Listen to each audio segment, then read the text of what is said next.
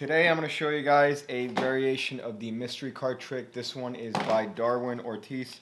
This is my version of it, so don't get all pissy because you think, I'm exposing a trick that's not mine. Go fuck yourself. So this one, it's going to use the 4 kings, which hopefully I have in this deck. Yes, I do. So for this one, we're just going to use the 4 kings to represent anything that you may desire at this point. Really, I don't really understand why we use the 4 kings, but it helps with the method, so we go with it.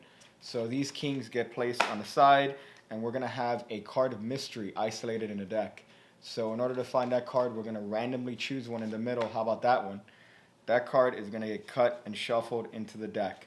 So now that we're at this point, we can actually officially start this fantastic journey into this magical adventure.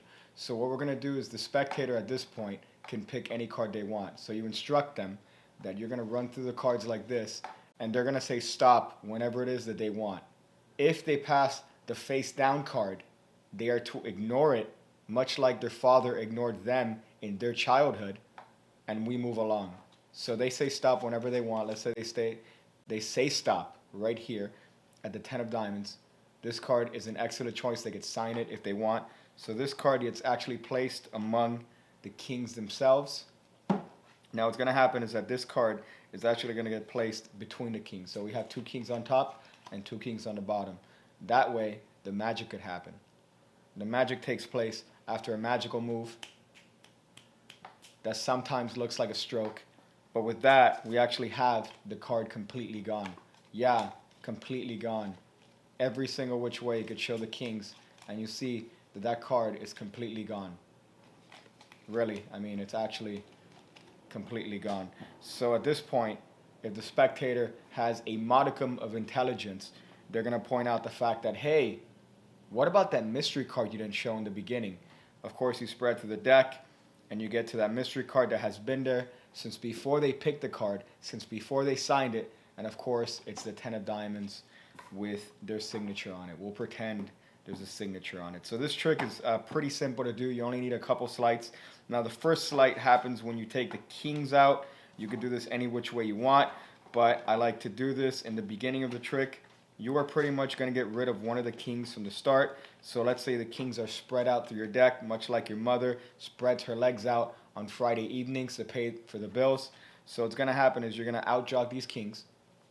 And as you take them out, you're going to take them out in a staggered fashion. This allows you to square them up and get a pinky break below the top king. Now what's going to happen is that in the action of squaring up the deck and the kings, you're going to leave that king on top of the deck. Now usually there's going to be a discrepancy if you have, for example, a black king here. They've only had rights for a certain amount of years, the blacks. But what's going to happen is that if you put this card and ditch it on top, they're going to see a red king. Nobody's ever called anyone out on it. So I don't think they're going to call you out. And if you're feeling a little bit suspicious, you can maybe have the king set up in a way that you have the blacks on top or maybe the reds on top, so that when you do ditch the king on top of the deck, what happens is that they see another black king and no one is the wiser. We got to remember the spectators are slightly retarded, so they're not actually going to be thinking this far ahead into the game. So at this point, you're holding 3 kings in your left hand, and 1 king has been secretly displaced on top. At this point, I like to do an Elmsley count with these cards to show that there are 4 cards. So that Elmsley count is pretty much self-explanatory, assuming you have an adequate knowledge of magic. So what happens, just for the people that don't know what the Elmsley count is, I imagine they're the French ones. What's going to happen is you're going to pretty much have the 3 cards in your left hand. Now you're going to pinch them with your right hand and use this hand right here, your left hand, to take one off and slide it into your left hand. Now with this hand, you're pushing off with your thumb the top card at the same time that you are stealing the card that you just put in your left hand, like that. So right now there's a single card in my hand because the card that was originally in my left hand is now snuck into the right hand. Let's do that one more time for the French. So you deal 1 card onto your left hand at the same time that you are pressing with your thumb the top card. You are stealing that original card. As you deal that, that's going to be the 2nd card apparently. Then you deal 1 more card, and finally the 4th. So in speed, it should look like that. Now I like to put the kings face up because what happens is that if you put it face down, that implies that there's something sneaky about them. I don't like that shit, so I leave them face up, and more often than not, I'll leave them near the spectator, because that implies that there's nothing wrong with them and that they're just the same ordinary kings that I've shown previously. Now, you don't want to call too much attention. What's going to happen at this point is you're going to need to get this king and present it as a random card to be turned over in the deck before we start. So the way I like to do this is by doing a couple false shuffles. Remember, the king is back here. This card goes in the bottom. At some point, I just do a swing cut onto my left hand. I turn my right hand over and thumb off this card into the middle as if it's a random card from the deck. But we know a little bit better than that. So what happens at this point is you're going to need to control this card second from the top. So in order to do that, you're going to need to get a pinky break below the card that is next to it. So in this case, the Queen of Spades. You get a pinky break below that Queen of Spades and cut that card to the bottom.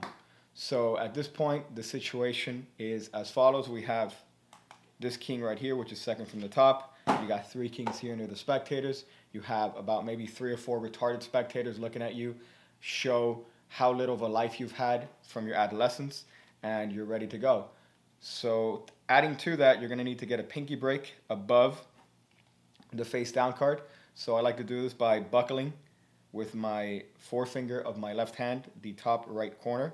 So that puts a little gap right there, if you guys can see that little gap. Yeah, that's where your pinky goes. So you put your pinky there, and that creates a break. Now what's going to happen at this point, that pinky break is going to need to be transferred over to the right hand, where it turns simultaneously into a thumb break. It's fucking magic right there. So at this point, what's going to happen is that you're going to instruct the spectators to pick pretty much any card that they want when you are dealing the cards in this fashion. Now, you tell them as an added convincer that if they see the face down card, to ignore it. Of course, we know they're not going to see the face down card because you have a fucking break and there's nowhere near the place where you let them pick any cards. So you deal through the cards in this fashion. They say stop whenever they want. Let's say they stop right here. So they have this card signed. You can have this card initialed. You can have the spectator shoot some period blood on it if they are inclined and ravenous. So case in point, you're going to have to turn this card over. And that's when you do the sneaky switch. So this is a very discrepant switch because this card right here is actually going to change for this card right here after the switch. Again, nobody's ever called me out on it. I think that's because of fear, really. But nobody's ever called me out on the actual discrepant action. So you turn their card over. Now what's going to happen is that you are going to briefly touch the right hand's packet onto the left hand's packet, depositing the cards below the break. So you're depositing the face down card and the card below the face down card. What this does is that it allows you to use your left thumb to pretty much push this card off to the right, and it seems to the spectators who are already slightly retarded that that's the original card that they just signed. So that's what this face-up card allows you to do. It's a great switch, and it also sets you up for the end because that is actually the card that they originally signed, so it leaves it face down in the deck. So at this point, I thumb off this card on top of the kings. This packet goes on top of the left hand's packet, and usually if they have hands, I like for the spectators to hold the deck because it becomes slightly more impossible when their signed card ends up in the deck that they've been holding supposedly the entire time.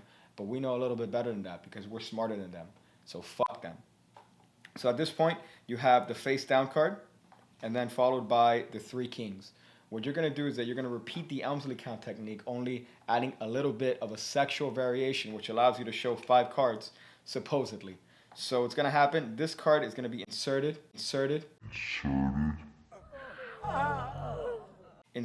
into the break after you do a buckle here. You're doing a lot of buckles in this trick, so get some practice buckling down. So you're going to need to buckle this top card right here. This card gets inserted into that break and pushed in square with the rest of the kings. Now what's going to happen is that you're going to do a modified Elmsley count to show 5 cards with the king between it. So the way we do that is we peel off 1 card onto the left hand, and then instead of pushing off the block like it's usual for the Elmsley count, you're only going to push off the top card as you steal the bottom king. So we do those simultaneously, peel off the next card, and then peel off the next 2 kings. And it seems to the already slightly dazed spectator that there are 5 cards with their card sandwiched between it. So at speed, it should look a little bit like that. So you have 2 kings below and 2 kings above.